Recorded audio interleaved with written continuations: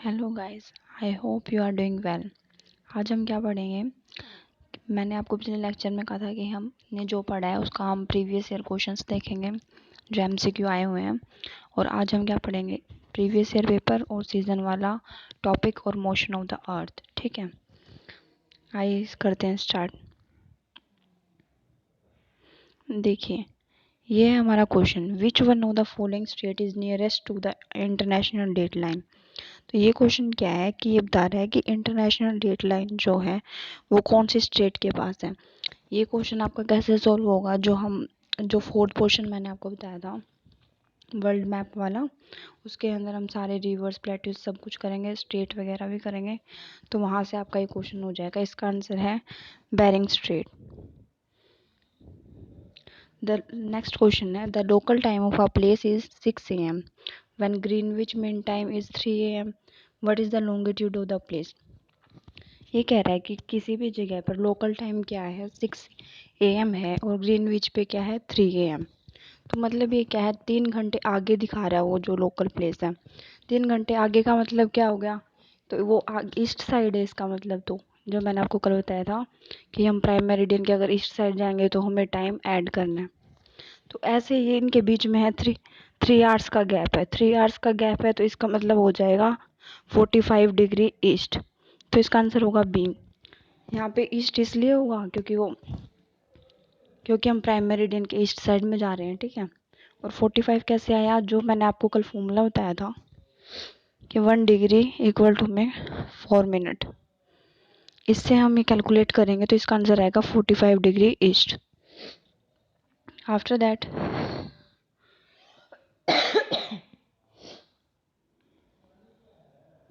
The time Cairo is 2 hours ahead of Greenwich, hence it is located at. कोई Cairo जो region है हमारा, ये 2 घंटे ग्रीनविच से आगे है। तो आगे का मतलब कि वो ईस्ट साइड में है। ईस्ट साइड का मतलब क्या हो गया? अगर वो 2 घंटे आगे है तो वही जो हमारा फॉर्मूला था 1 डिग्री इक्वल टू में 4 मिनट्स। जैसे कि हमने देखा था ना कि हमारी जो इंडिया है उनकी जो ईस्ट साइड है और वेस्ट साइड है, हमारी इंडिया है हमारी, तो इनके बीच का गैप कितना था? 30 डिग्री था। तो 30 डिग्री था तो उनके बीच में क्या था? लैटिट्यूड का जो डिफरेंस था वो 30 डिग्री था। और हमने क्या कैलकुलेट किया था कि उनके बीच का डिफरेंस टाइम गैप कितना है? 2 आवर्स है। ठीक है, तो ये 2 आवर्स जो है हमारा ऐसे ही हो जाएगा। तो ये 2 आवर्स हमें दिया हुआ है तो इसका मतलब वो हो गया आंसर 30 डिग्री। ईस्ट साइड क्यों होगा ये? क्योंकि ये टाइम आगे है ग्रीनविच से। ठीक है, आगे होने का मतलब वो ईस्ट साइड हो गया।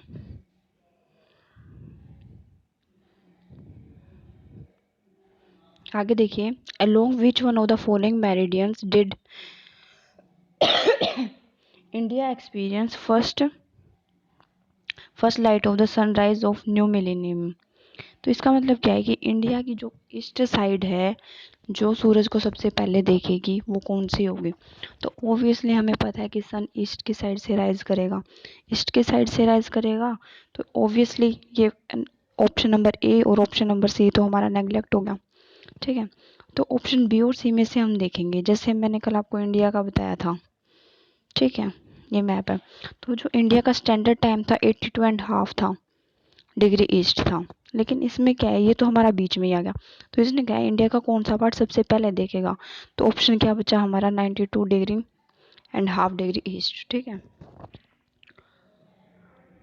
आफ्टर दैट ये हो गया हमारे प्रीवियस ईयर क्वेश्चंस। ठीक है, ऐसे ही ऐसे हमें प्रैक्टिस करनी है इनकी और एलिमिनेशन मेथड का यूज़ कर रहे हैं। ठीक है, अब हमारा जो आज का टॉपिक है वो हमारा सीजनैलिटी था, जिससे हमें पता लगेगा कि हमारे जो अर्थ है उसके ऊपर सीज़न वगैरह कैसे आते हैं। ठीक है, सीज़न वाले चैप्टर हम स्टार्ट करते हैं। ये देखिए, ये है हमारी अर्थ। तो अर्थ का जैसे कि मैंने आपको पहले भी बताया था कि हमारी जो अर्थ है टिल्टेड है वो। वेट,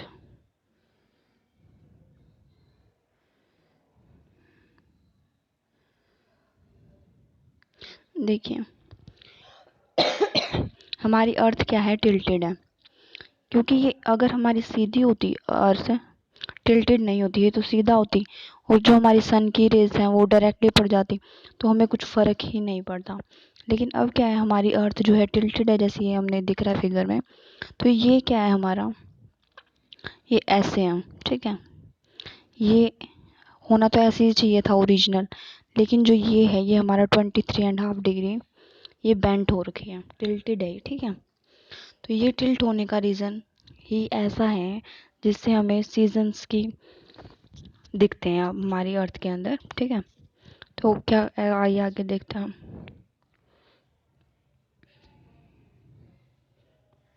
देखिए, हमारी जो अर्थ है उसका मूवमेंट दो तरीके से होता है, कोई भी चीज़ होती है। एक तो वो खुद अर्थ है हमारी, एक तो वो खुद की एक्सिस पे रोटेट करेगी, ठीक है, खुद की एक्सिस के चारों तरफ घूमेगी ऐसे ऐसे, ठीक है। तो इसको हम बोलते हैं रोटेशन।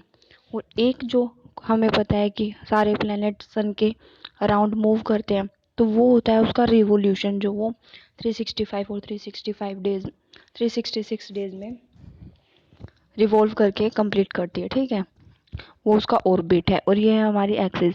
तो अर्थ का मूवमेंट है जो वो दो प्रकार से होता है, रोटेशन और रिवोल्यूशन, ठीक है। ये दो हो गए। ये मून है जो अर्थ की नेचुरल सैटेलाइट है।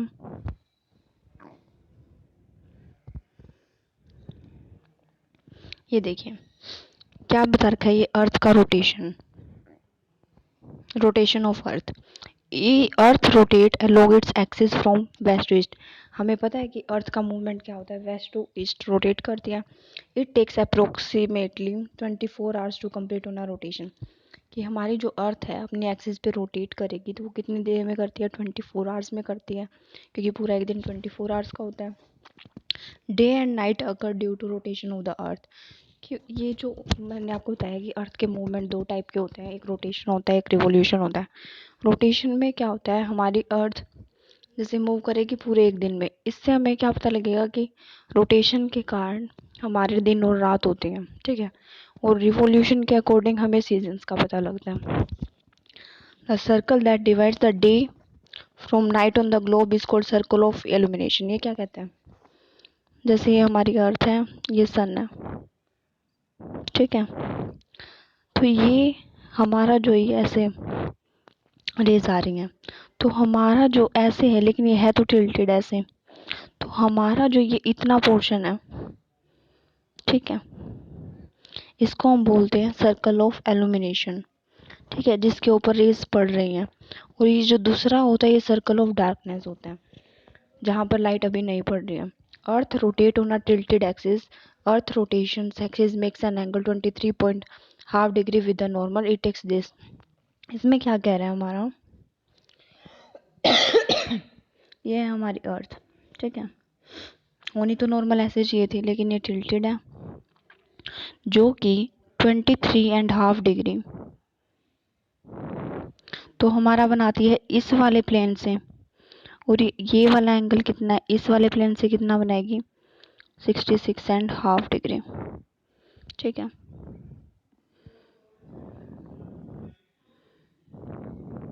ये देखिए हमारा सन है यहाँ पे, ठीक है। तो क्या होता है, टिल्ट होने के कारण अपनी अर्थ, जैसे ये हम इसमें टिल्टेड शो करते हैं, ठीक है, ये हमारी टिल्ट है, ठीक। ये भी ऐसे है। जब हमारी अर्थ सन के चारों तरफ घूमेगी, ठीक है, एक बार तो उसकी ऐसे लोकेशन आएगी, पोजीशन तो चेंज नहीं कर सकती ना अर्थ अपनी। एक बार तो इसका ये वाला पोर्शन डे की साइड आ जाएगा, ठीक है, और एक बार हमारा ये पूरा ही आ जाएगा, और एक बार फिर हमारा ऐसे आ जाएगा इस साइड से, और एक बार फिर ऐसे आ जाएगा। इसमें क्या है, इसमें हम क्या देख सकते हैं, यहाँ पे जो सारी रेज हैं ये कहाँ पर जा रखी हैं, ट्रॉपिक ऑफ कैप्रिकॉर्न के ऊपर, ठीक है। और इसमें हम क्या देख रहे हैं, सारी रेज कहाँ पर जा रही हैं, डायरेक्टली ट्रॉपिक ऑफ कैंसर पर, ठीक है। इसलिए इसको क्या गया कहा गया, जब अर्थ की रोटेशन ऐसे हो कि सन की रेज ट्रॉपिक ऑफ कैंसर के ऊपर डायरेक्टली पड़े, कि तभी तो हम कहते हैं कि तभी तो नॉर्थ हेमिस्फेयर में क्या होती है, गर्मी होती है, ठीक है। ये देखिए यहाँ पर लिखा हुआ है समर सोलिस्टिस, मतलब जून। जून में क्या है, ये हमारा जो वो सन है वो नॉर्दर्न हेमिस्फेयर में, इसलिए हमें गर्मी फील होती है, जून के टाइम, ठीक है। फिर उसके बाद क्या होता है, ये जैसे जैसे रोटेट करके आगे जाता है, फिर जो इसकी लोकेशन होती है वो इक्वेटर के ऊपर हो जाती है। तो इक्वेटर पे होगी तो नॉर्थ हेमिस्फेयर और साउथ हेमिस्फेयर में दोनों के टाइम क्लाइमेट एग्जैक्टली सेम होगा, ना तो वहाँ पे ज़्यादा ठंड होगी ना ज़्यादा गर्मी होगी। जैसे कि हम देखते हैं कि सितंबर का मंथ है, उस टाइम ना तो हमें ज़्यादा गर्मी लगती है ना हमें उस टाइम ज़्यादा ठंड लगती है, ठीक है। फिर आगे देखिए, ऐसे ऐसे यहाँ तक पहुँचे तो हम सितंबर आ गया। आफ्टर दैट क्या हो गया, विंटर में आ गया। विंटर में हम क्या देख रहे हैं, यहाँ पर लोकेशन देखिए इसकी पोजीशन, सन की जो डायरेक्ट रेज हैं वो कहाँ पर जा रही हैं, ट्रॉपिक ऑफ कैप्रिकॉर्न पे। तो ट्रॉपिक ऑफ कैंसर में तो है नहीं, तो मतलब सन जो है हमारा ट्रॉपिक ऑफ कैप्रिकॉर्न पे है, मतलब सर्दर्न हेमिस्फेयर में। तो नॉर्थ वालों को उस टाइम पे क्या होगा, ठंड लगेगी, और सर्दर्न हेमिस्फेयर वालों को उस टाइम पे गर्मी लगेगी, क्योंकि सन हमारा सर्दर्न हेमिस्फेयर में। इसलिए तो हम कहते हैं कि विंटर सोलिस्टिस है नॉर्थ में। जैसे देखिए यहाँ पर डेट देखिए, दिसंबर है, दिसंबर के टाइम हम नॉर्थ में रहते हैं तो हमें कैसा लगता है, विंटर के टाइम हमें ठंड लगती है ना, इसको विंटर सोलिस्टिस बोलते हैं। आफ्टर दैट क्या होता है, ये सन की लोकेशन फिर भी वैसे ही आ जाती है जैसे कि ये हमारी अर्थ है, ठीक है। यहाँ पर इक्वल इक्वल पड़ेगी, सन की रेजेस इक्वेटर के ऊपर पड़ गई इसकी सारी रेजेस, ठीक है। फिर मतलब यहाँ पे फिर से वही होएगा, ना तो हमें ज़्यादा गर्मी लगती है ना हमें ज़्यादा ठंड लगती है। इसको हम बोलते हैं, एक तो ओटम होता है हमारा ओटम, ठीक है, और एक होता है हमारा स्प्रिंग, ठीक है, इक्विनॉक्स। तो ये हमें मार्च के टाइम में हमें ऐसे ही लगता है कि ना ज़्यादा ठंड है उस टाइम पे ना ज़्यादा गर्मी है। आगे समझ में कुछ डाउट हो तो पूछ सकते हो।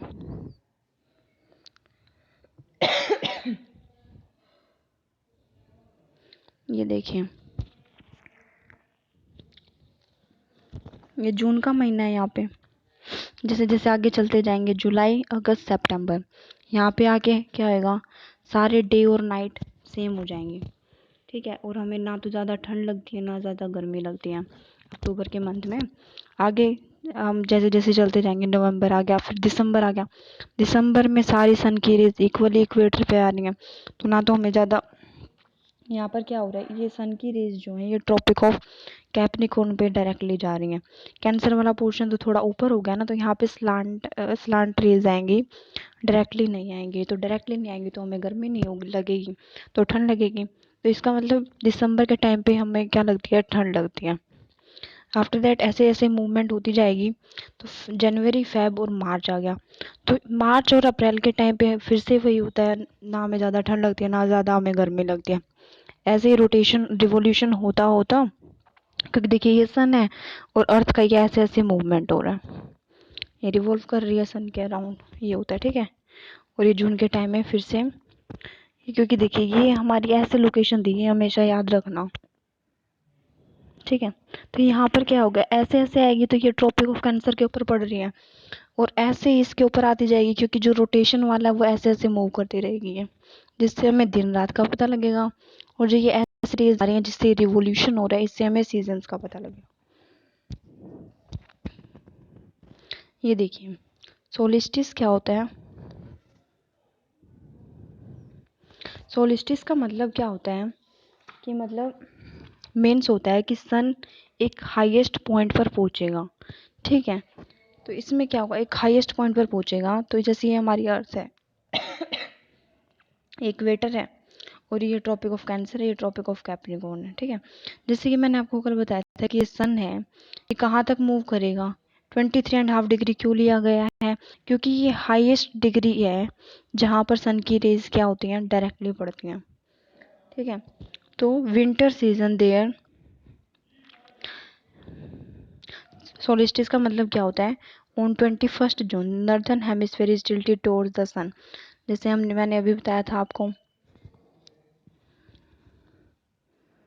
ये बताया था ना, जैसे ये हमारी अर्थ है, समर में आएगी तो ये ऐसे होगा, ये हमारी कैंसर थी, ये कैप्रिकॉर्न थी, यहाँ पर सन था। तो समर में क्या था, देखिए क्या लिखा है, ऑन 21 जून मतलब गर्मी में, northern hemisphere is tilted towards the sun. Northern hemisphere, यहाँ पर देखिए ये जो एरिया है नॉर्दर्न हेमिस्फेयर है, जो डायरेक्टली रेज आएंगी, ये चीज़ यहाँ पे लिखी हुई है। As a result the areas receive more heat, वही चीज़ जो मैंने आपको बताई है। तो नॉर्दर्न हेमिस्फीयर में ज़्यादा गर्मी मिलेगी क्योंकि वहाँ पे रेज क्या है, डायरेक्टली आ सकती हैं।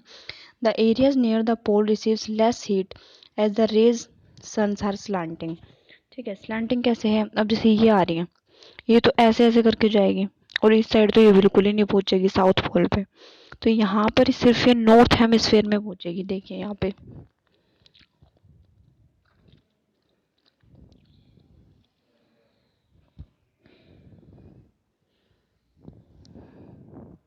देखिए, ये क्या है हमारा,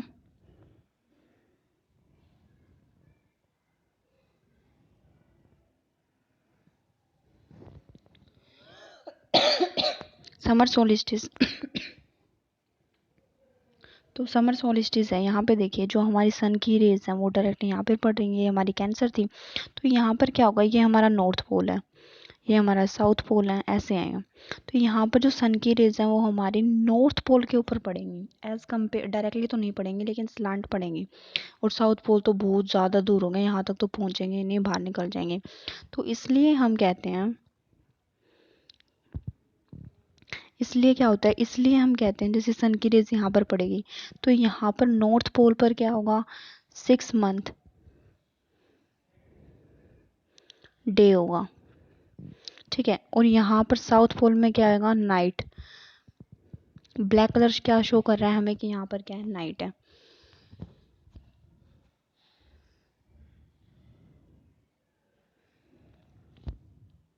ठीक है, since a large portion of the northern hemisphere is getting light from the sun, it is summer in the regions of north of the equator. Sorry, यही कहा गया है यहाँ पे कि हमारा जो सन है वो नॉर्दर्न हेमिस्फेयर में होगा तो वहाँ पर गर्मी हमें लगेगी उस टाइम पे।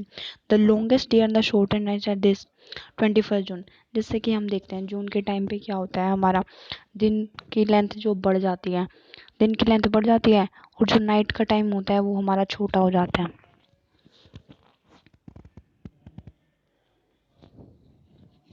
Eight this time southern hemisphere all this conditions are reversed. तो जैसे नॉर्थ में तो क्या हो रहा है, दिन ज़्यादा बड़ा है, रात छोटी है। तो सर्दर्न हेमिस्फेयर में इसका अपोजिट होगा क्योंकि सन हमारा क्या है, नॉर्दर्न हेमिस्फेयर में।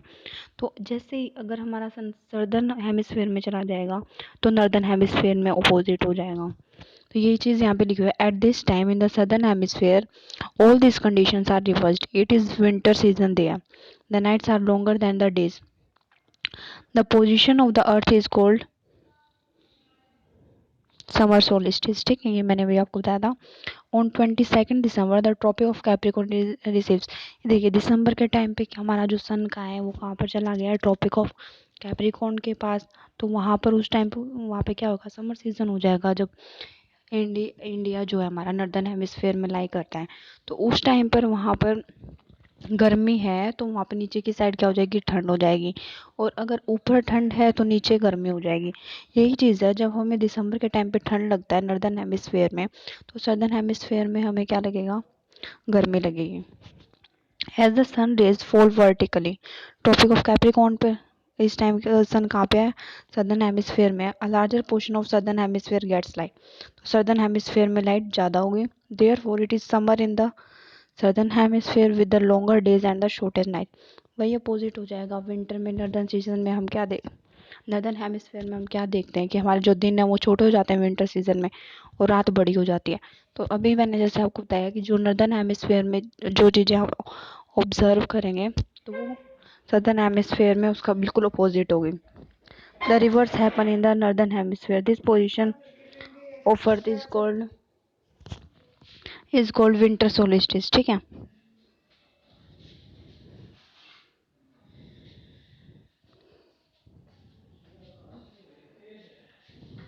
ठीक है।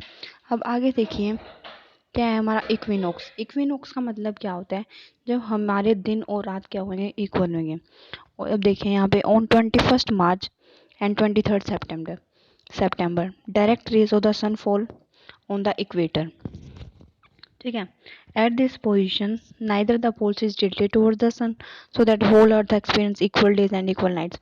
ये क्यों है? जैसे कि मैंने आपको दो पोजीशन दिखाई थी स्प्रिंग और ऑटम की, तो ये जो दोनों पोजीशन है इस टाइम पे क्या था, दिन भी बराबर होते हैं और नाइट भी बराबर होते हैं, इनकी लेंथ जो होती है, जैसे कि हमें अक्टूबर में लगता है और मार्च में लगता है। ऑन 23 सितंबर ऑटम सीजन होता है, season after summer before beginning northern hemisphere में, ठीक है। Spring season in the southern hemisphere, वही अपोजिट है यहाँ पे भी। The opposite is the case of 21 March when it is spring in the northern hemisphere, autumn in the southern hemisphere. जैसे कि हमने विंटर और समर का देखा था, वैसे ही हमारा स्प्रिंग और ऑटम का है। अगर नॉर्दर्न हेमिस्फीयर में स्प्रिंग होगा तो सदर्न हेमिस्फीयर में ऑटम होगा, ठीक है। अगर नॉर्दर्न हेमिस्फीयर में ऑटम होगा तो सदर्न हेमिस्फीयर में स्प्रिंग सीजन होगा। Thus you find that there are days and nights and changes in the season because of rotation and revolution of the earth respectively.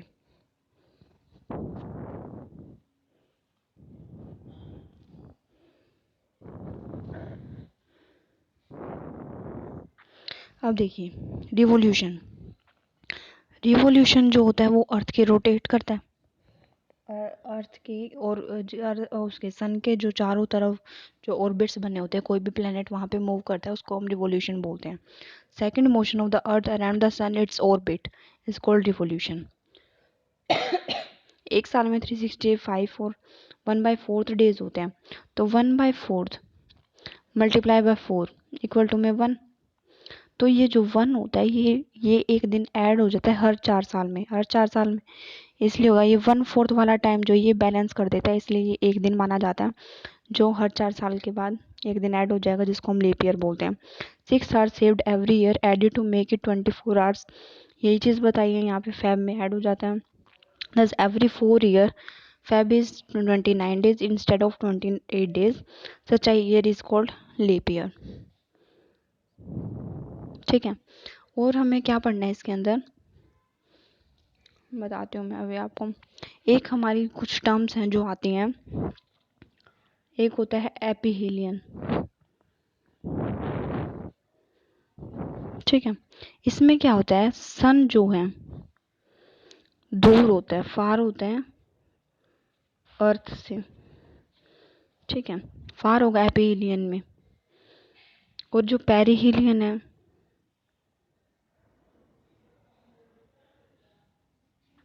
इसमें क्या होगा, सन जो है वो नियर होगा अर्थ के, ठीक है। ये जो हम देखते हैं ये हमारा जनवरी में होगा, और जो नीचे वाला वो देखते हैं हम ये होगा जुलाई में, ठीक है। ये होंगे हमारी टर्म्स।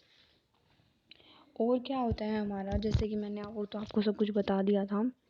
एक अगर आप वो टेबल है, एक अगर आप बनाना चाहो तो बना सकते हो उसे, देखिए।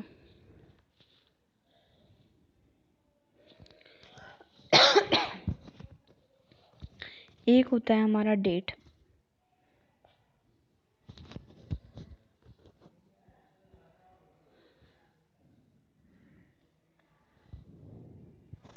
यहाँ पे हम लिखेंगे डेट, ठीक है। राइटिंग समझ नहीं आ रही होगी आपको, ऐसे ही होती है यहाँ पे। तो एक होती है हमारी पोजीशन सन की, ठीक है। सीजन यहाँ पे लिख देती हूँ, डे कैसे रहेंगे, डे के अकॉर्डिंग आप नाइट लिख देना, ठीक है। अब देखिए डेट क्या है हमारी, अगर हमारे पास यहाँ पर है 21 जून, ठीक है। 21 जून को क्या होगा, नॉर्दर्न हेमिस्फीयर में हमें क्या लगता है, गर्मी लगती है जून के टाइम पे, तो इसके हम क्या कह सकते हैं, पोजीशन ऑफ सन कहाँ पर है, नॉर्थ हेमिस्फीयर में, ठीक है। और सीजन कौन सा होगा उस टाइम पे, नॉर्दर्न हेमिस्फीयर में समर होगा, समर के लिए मैं ऐसे लिख देती हूँ, ठीक है। और जो डे और नाइट क्या होगा, गर्मियों में हम क्या देखते हैं कि डे की नाइट ज़्यादा होती है, डे बड़ा होता है और नाइट जो है वो छोटी होती है। उसके बाद हमारी पोजीशन आती है 23 सितंबर, ठीक है। तो ये हमारी डेट होगी। तो इस टाइम पे क्या होता है, हमारी सन की जो पोजीशन होती है वो इक्वेटर पे होती है, हम क्या देखते हैं, सितंबर के अंदर ना तो हमें ज़्यादा गर्मी लगती है ना ज़्यादा ठंड लगती है, तभी तो वो हमारा सन जो होता है वो इक्वेटर के ऊपर होता है। उस सीज़न को हम नॉर्दर्न हेमिस्फेयर में बोलते हैं ऑटम। ऑटम के लिए ए है। तो यहाँ पर क्या होगा, डे डे भी इक्वल होगा नाइट के। ठीक है, अब आगे देखिए, एक आगे दो दो चीज़ें हो रहे हैं। 22 दिसंबर को क्या होगा, हमारा जो सन है वो कहाँ पे होगा, कैप्रिकॉर्न में, मतलब सर्दर्न हेमिस्फेयर में। तो सर्दर्न हेमिस्फेयर में तो क्या होगा, समर होगा। ठीक है, और जो नॉर्थ हेमिस्फेयर होगा वहाँ पर विंटर होगा। और यहाँ पर विंटर विंटर जहाँ पे हमें दिख रहा है जैसे नॉर्दर्न हेमिस्फेयर में, तो यहाँ पर क्या आएगा, डे की कम कम और नाइट की ज़्यादा। ये विंटर के लिए, नॉर्दर्न हेमिस्फेयर के लिए। और सदर्न हेमिस्फेयर में क्या होगा, डे की कम और डे की ज़्यादा, सॉरी, और नाइट की कम। ये हो गया हमारा 22 दिसंबर को, जब हमारा सन क्या है, कैप्रिकॉर्न में है। आफ्टर दैट क्या है, ये वो डेट है हमारे पास 21 मार्च, जब फिर से हमारा सन कहाँ पर है, इक्वेटर पे। तो क्या होगा यहाँ पर, हमें नॉर्दर्न हेमिस्फेयर में तो हमें पता लगेगा कि नॉर्थ में तो है स्प्रिंग सीजन और साउथ में है ऑटम सीजन। ठीक है, और डे और नाइट कहाँ पे क्या इक्वल होंगे, दोनों नॉर्थर्न हेमिस्फेयर में और सदर्न हेमिस्फेयर में। अब क्या है, पिछले जो मैंने आपको लेक्चर दिया था उसके अंदर कुछ चीज़ें रह गई थी।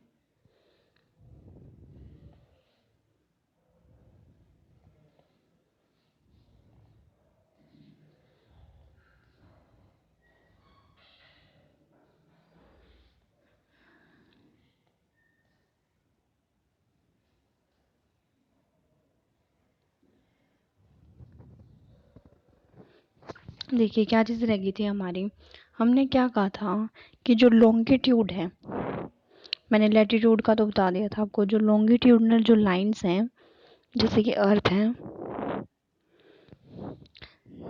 जैसे ये हमारे लॉन्गिट्यूड है,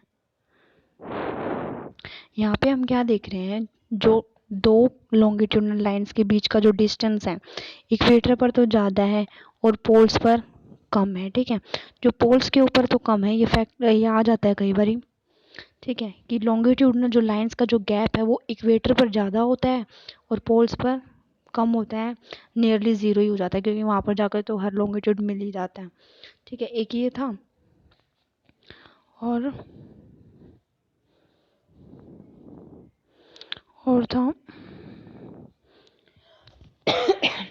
एक मैंने आपको बताया था कि हमारी ideal line international date line है। तो इसमें आपको एक चीज़ याद रखनी है, कई बार वर्ड्स से कंफ्यूज होते हैं सब, कि जब भी हम मूव करेंगे, ये ईस्ट साइड है, ये वेस्ट साइड है, जब भी हम आइडियल को क्रॉस करेंगे हम लूज करेंगे डे को। ठीक है, और जब हम ईस्ट से वेस्ट जाएंगे तो हमें क्या, गेन डे गेन और लूज डे का मतलब है, लूज डे का मतलब कि हमें अपनी लाइफ का एक दिन कम जीने को मिलेगा। ठीक है, और गेन डे का मतलब क्या है, हम एक दिन फालतू जी सकते हैं, ये होता है इसका मतलब। लेकिन अगर डेट की बात आती है, अगर हम इसको क्रॉस करेंगे, जैसे यहाँ पर 10 तारीख है वेस्ट साइड, तो ईस्ट साइड 11 होगी, ये चीज़ ध्यान में रखना। डेट तो यहाँ पर ज़्यादा आएगी लेकिन लूज अ डे होएगा, अगर हम कोई टर्म में अगर आप ऐसे लिखाते हैं तो यहाँ पर ये चीज़ होगी। ठीक है, आफ्टर दैट आई होप आपको ये सब समझ में आ गया होगा, कुछ डाउट हो तो पूछ सकते हो। ठीक है, आगे जो हम पढ़ेंगे, हम इंटीरियर ऑफ द अर्थ पढ़ेंगे कि हमारी अर्थ के अंदर कैसे कैसे क्या क्या मिला था। ठीक है, कैसे हमने उसका पता लगाया था, क्योंकि अर्थ के अंदर तो कोई जा नहीं सकता। ठीक है, ये हो गया हमारा लेक्चर। कुछ डाउट हो तो बता देना, आप कुछ सजेशन दे सकते हो तो ये भी दे सकते हो। Thank you.